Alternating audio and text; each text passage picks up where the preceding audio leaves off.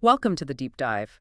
We're opening up a pretty dark part of post-war German history today, focusing on a figure known by a really chilling alias. Yes, absolutely. Someone whose story, as the material you've shared shows, is just so deeply intertwined with the incredibly difficult environment of that specific time and place Yeah, right after the war. exactly.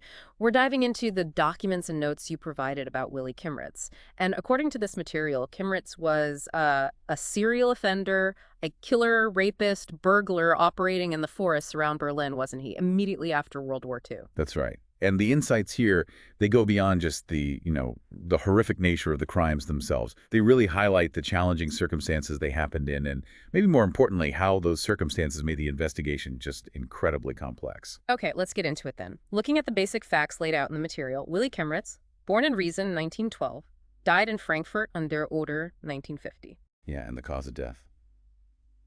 Execution by guillotine. He was only 38. But what really jumps out immediately, I think, is that name he got. The horror of the Brandenburg Forest. Right. And he got that name, as the sources clearly state, because his crimes terrorized people, specifically in those wooded areas surrounding Berlin. So what do we know about his life before all this, before the post-war terror? The notes describe him as the 14th child, working-class family, limited schooling only, Volksschule, 7th grade, it says. Right. Pretty basic background for the time. After school, various jobs, farmhand, coachman, that sort of thing. But his criminal record, that started fairly early. The material notes a conviction for rape back in 1936. 1936, okay. And that resulted in a 3-year prison sentence. He served it in Golnow prison. And after that first stint in prison, the sources mentioned he got married, had a child. No, it seems his wife later divorced them. And his second significant run-in with the law, according to these documents, was in 1943. Robbery. He robbed his employer, a wholesaler. That also got him 3 years. Sent back to prison. Which brings us right up to the chaos at the end of the war. The material explains how he got out April 1945. Seems prisoners in Golnow were sent west because the Red Army was approaching. Yeah, sort of evacuated ahead of the front line. And he was released during that whole upheaval. Right. And his activities right after release, they really reflect that widespread instability. There's a mention of him briefly working as a steward for the Soviet occupiers. Oh, interesting. Yeah, but then faced an accusation of embezzlement. So he fled, first to his mother, apparently, then ended up in Berlin. And his life in Berlin then, as described in these notes, it sounds just incredibly transient.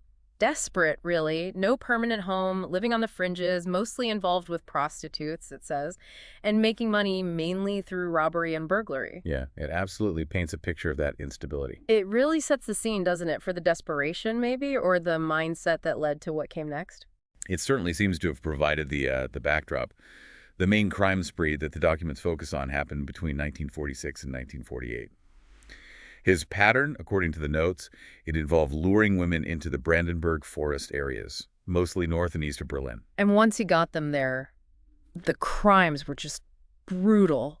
Rape and robbery. Yes. And the most tragic part, of course, is that he killed 4 women during this 2-year period. 4 women. And this wave of attacks, understandably, triggered a massive reaction from the authorities, or, well, whatever authorities were really functioning properly then. Exactly. The material highlights that these crimes spark, and I quote, one of the largest post-war manhunt operations. It even had an official name, Action Roland. Action Roland. Okay, now here's where that historical context has become so critical based on these documents. This huge hunt, Action Roland, it was incredibly difficult and actually unsuccessful for several years. Years. But wait, the notes also say surviving victims identified him early on through a facial composite. That's the really striking part, isn't it? They did identify him. They had a good idea who they were looking for relatively early. So if they knew who he was, or at least what he looked like, why on earth couldn't they catch him? This must be where the notes explain those challenges of post-war Germany you mentioned. Precisely. The notes list the factors that really hampered the investigation. It's quite illuminating. Okay, what were they? Well, first, just a basic lack of resources. Insufficient police forces, not enough investigators, the whole infrastructure, the manpower, it was just decimated by the war. Makes sense. What else? Then there's the political layer. The notes explicitly mention obstruction of the search by the Soviet occupation authorities. Obstruction. Wow. Yeah. And tied into that, significant jurisdictional disputes between the different occupying powers. You had the British, American, French, and Soviet sectors in Berlin and surrounding All right, areas. 4 different zones. Exactly. So coordinating efforts, sharing information, even just pursuing a lead across one of those internal borders, it could become a bureaucratic nightmare. These borders effectively acted as barriers for the police. So jurisdictional squabbles basically let him slip through the cracks. It certainly seems to have contributed significantly. And finally, the notes even list the Berlin blockade as playing a role. How so? Well, likely by diverting already scarce resources and attention away from the manhunt, and just generally making movement and communication even more complicated in and around the city. Okay, so putting all that together, insufficient police, Soviet obstruction, inter-allied disputes, the blockade, it's a perfect storm, really. It really underscores the central insight here, I think. Kimmritz's ability to evade capture for so long wasn't just about him being cunning, though perhaps he was. It was profoundly enabled by the fractured, chaotic state of post-war Germany. The environment itself inadvertently gave him cover. That makes so much sense now. It wasn't just tracking a difficult criminal, the whole system was broken, or at least severely strained. So how did they finally get him, after years on the run? The documents state he was apprehended September 11th, 1948. Yeah, apparently a surviving witness had last seen him dining at a bakery in wedding in Berlin. That was late summer 48. A bakery. Just hiding in plain sight, almost. Seems like it. And interestingly, the arrest itself, according to the notes, happened in the French sector of Berlin. Okay.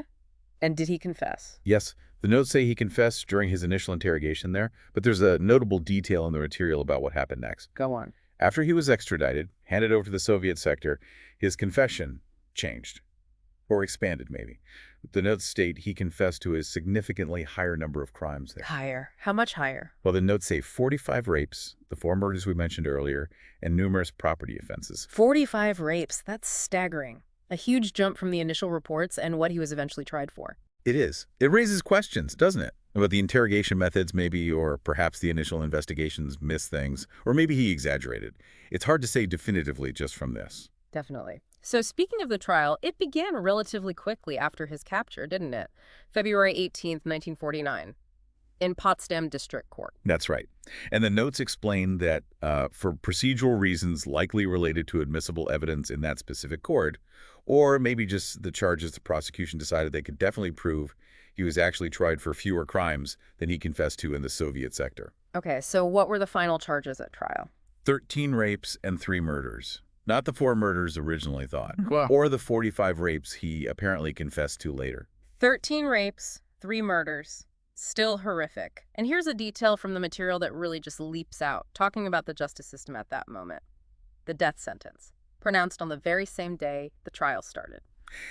Yes, that speed is quite telling, isn't it? The sentence was then confirmed on appeal, but yeah, trial and sentence in a single day. It absolutely reflects maybe a different legal climate back then, or perhaps just immense pressure, public pressure, or a desire for swift resolution in such a terrifying, high-profile case. Could be a mix of all those things. Following that rapid process, his execution took place July 26, 1950. In the detention center of Frankfurt on der Oder. And the method, as mentioned earlier, was guillotine. Still in use then. Kimmritz's story, though, it hasn't completely vanished. The notes mention it's popped up in media over the years. Right. There was a 1971 East German film, a DEFA film called Leichensache Zernick, apparently based on the hunt for him. And more recently, in 2014, an RBB docudrama, part of a series called Tatort Berlin, this one titled Willi Kimmritz, The Forest Terror. And the material notes this docudrama included contemporary witnesses, crime scene reconstructions, sort of adding layers to how the story's remembered and understood today. Yeah, these kinds of portrayals, they likely help cement that alias, the horror of the Brandenburg Forest, and the details of that really difficult manhunt in the, public consciousness. So looking back at everything we've unpacked from the material you shared, we've traced Willi Kimmritz's story, the horrific crimes, that chilling name he earned, and crucially, how his ability to operate and especially to evade capture for so long was just intrinsically linked to the immense chaos, the limited resources, the fractured authority of post-war occupied Germany. Exactly.